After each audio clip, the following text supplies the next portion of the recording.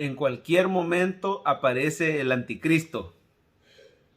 La enseñanza bíblica de los últimos días o de los tiempos finales siempre es un tema que llama mucho el interés, llama mucho la atención, pero también es un tema un poquito difícil, un poquito complicado, porque se presta a confusiones o a malos entendidos, o digamos más bien a varias posturas que son posibles y que caben dentro de la enseñanza bíblica.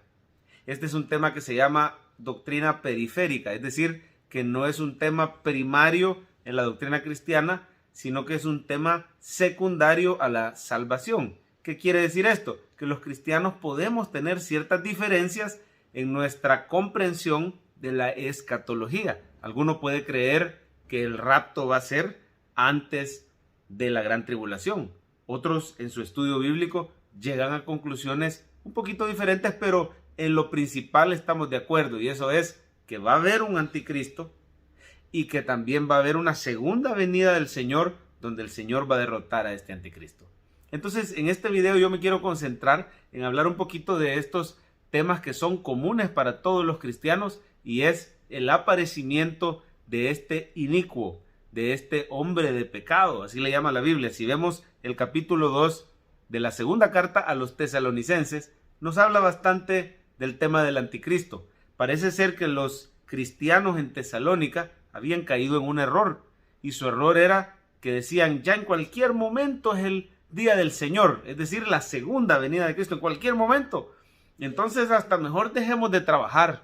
Y algunos se habían hecho holgazanes, haraganes, perezosos, o descuidaban los asuntos de su trabajo, de su casa, de su hogar, porque decían: si de todos modos ya viene Cristo, ¿para qué voy a ir a estudiar? ¿Para qué me voy a preparar? Ese podría ser un error en el que muchos pueden caer hoy en día. Es cierto que viene el Señor, pero antes que el Señor venga van a haber varias señales que se tienen que cumplir. Una de estas señales es el aparecimiento del anticristo. Y lo primero que quiero decir, y lo dice el pasaje, es que ya existe todo un sistema anticristiano. Ya existe, por decirlo así, un espíritu en este mundo, en una cultura en muchos países, en la mayoría diría yo, que es contraria al evangelio. Y no solo es contraria porque no comulga con los valores cristianos, sino que persigue, ridiculiza, se burla o hasta es agresiva y hostil contra los cristianos. Ideologías de género, ideologías que atacan el núcleo de la familia, que atacan el matrimonio, que atacan el hecho de tener hijos, que atacan el rol del hombre, el rol de la mujer, que atacan el núcleo familiar.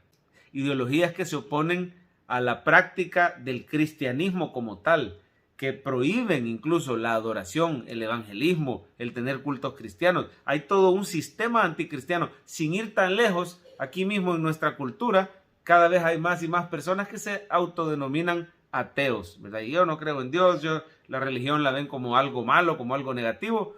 Y a pesar que seguimos siendo un país bastante religioso, pero en países vecinos muy cercanos, la agenda progresista o en nombre del progreso se está queriendo dejar atrás como algo anticuado el cristianismo, y se está queriendo progresar hacia un estilo de vida totalmente contrario a la palabra de Dios. ¿Qué dice la Biblia entonces? ¿Por qué no ha aparecido el anticristo? Porque a la fecha hay quien lo detiene, así dice la palabra de Dios.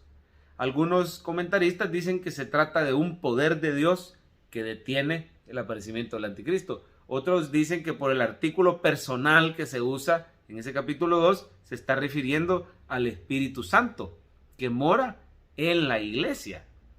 Y por eso es que algunos llegan a la conclusión que antes de que venga el anticristo va a haber un arrebatamiento de la iglesia, ¿verdad? Va a ser quitada la iglesia de en medio. Entonces el Espíritu Santo ya no va a estar aquí en la tierra en la misma forma como lo está hoy que está la iglesia. Entonces es quitado de en medio ese freno que tenía el anticristo y entonces se manifiesta. Muchos lo interpretan así. Debo aclarar que en escatología hay varias posturas, y otros interpretan que es simplemente Dios que no deja que el anticristo aparezca. Después lo va a dejar que aparezca y probablemente todavía estemos aquí un ratito. Sé que hay varias posturas diferentes. Si usted quiere aprender más acerca de escatología, le animo a que no se pierda el próximo miércoles, es decir, no mañana, sino el siguiente miércoles. Estamos hablando ya en el mes de noviembre. Nuestro estudio de escatología los días miércoles a las 6 de la tarde. Vamos a estudiar un poco más profundamente. Pero para no hacer muy largo este video, ¿qué características tiene el anticristo? Para empezar, él va a representar todo este sistema cultural que es contrario al cristianismo, contrario a la adoración a Dios. La Biblia le llama el hombre de pecado, el hijo de perdición. Cuando aparezca el anticristo, muchos que creíamos que eran verdaderos cristianos van a demostrar que eran falsos cristianos y van a abandonar la iglesia cristiana, van a abandonar el cristianismo por seguir a este hombre. Por eso hay que tener mucho cuidado con la política, por ejemplo, porque se levantan líderes políticos que seducen a muchos. Y entre esos seducidos muchas veces van los cristianos ciegamente endosando todas las acciones. Un hombre puede tener algunas acciones buenas y otras no tan buenas. Es de pedirle al Señor discernimiento, es de votar y todo, pero no apasionarse, porque nuestra fidelidad, nuestra lealtad está 100% a Jesucristo. Él es Rey de Reyes, Él es Señor de Señores y no ningún hombre.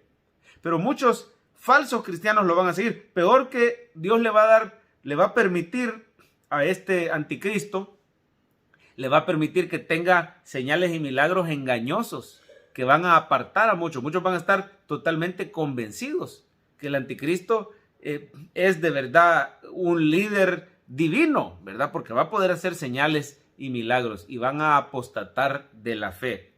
Por si fuera poco, Dios les manda a estos falsos cristianos un poder engañoso para que se aparten y quede claro que no eran verdaderos creyentes. No todos los que van a una iglesia, a la iglesia visible, no todos son verdaderos creyentes y lastimosamente en los últimos días eso se va a manifestar. Así que le llama el hombre de pecado y el hijo de perdición. Quiere decir que este hombre va a vivir en su propia vida y a predicar un estilo de vida licencioso. Hay de aquellos que le llaman a lo bueno malo y a lo malo bueno, dice la palabra de Dios. Pues este hombre va a decir que es bueno y que es normal hacer todo tipo de aberraciones y de actos que ofenden a Dios y que claramente van en contra de la palabra de Dios. Otra cosa es que este hombre se opone y se levanta contra todo lo que se llama Dios. Él quiere tomar el lugar de Dios aquí en la tierra.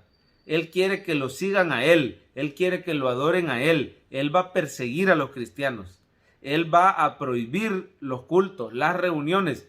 Yo no sé si usted se ha dado cuenta, pero en muchos lugares con la excusa del virus, yo no digo que no sea necesario, ¿verdad? Es necesario tomar medidas. Pero con esto que está ocurriendo, en muchos lugares se está prohibiendo el reunirse y el adorar. Y esto ciertamente no es que en el presente sea ya el anticristo apareciendo, pero ciertamente una cosa similar, una prohibición similar puede llegar a haber en el futuro. No solo eso, sino que cuando se manifieste ese inicuo, dice que su advenimiento es por obra de Satanás, con gran poder y señales y prodigios mentirosos, con todo engaño de iniquidad para los que se pierden. Pero los cristianos no pueden ser engañados por este mentiroso. Los cristianos deben saber el final de la película. ¿Y cuál es el final? Que Cristo lo va a vencer. Dice que el Señor lo matará con el espíritu de su boca y lo destruirá con el resplandor de su venida. Es decir, la venida del Señor, la segunda venida de Cristo, va a vencer a Satanás y va a vencer a este títere de Satanás, que es un hombre que se va a levantar y se va a querer arrogar la autoridad y el liderazgo de todo el mundo. Él va a querer tomar el lugar de Dios. Así que los verdaderos creyentes que han sido escogidos desde el principio para salvación, dice el pasaje, estoy leyendo siempre del capítulo 2 de 2 Tesalonicenses, léalo al nomás pueda, al nomás termine este video. Dice que el Señor nos ha escogido y mediante su espíritu nos llamó a través de Pablo, dice aquí, ¿verdad? En nuestro caso nos mandó a alguien que nos predicara, nos llamó para alcanzar la gloria de nuestro Señor Jesucristo. ¿Y cuál es la exhortación que hace Pablo? Y esta exhortación, ya para terminar, sirve para nosotros. Dice que debemos de estar firmes y retener la doctrina que hemos aprendido. Y el Señor nos va a consolar, nos va a fortalecer y nos va a confirmar en toda buena palabra y obra. En pocas palabras, persevere, hermano. No se deje mover del cristianismo clásico. el cristianismo sano, la salvación por gracia, por medio de la fe, la necesidad de luchar contra el pecado, la necesidad de buscar la santidad, la necesidad de servir a Dios, de adorarle de todo corazón, de enamorarnos más y más de Él.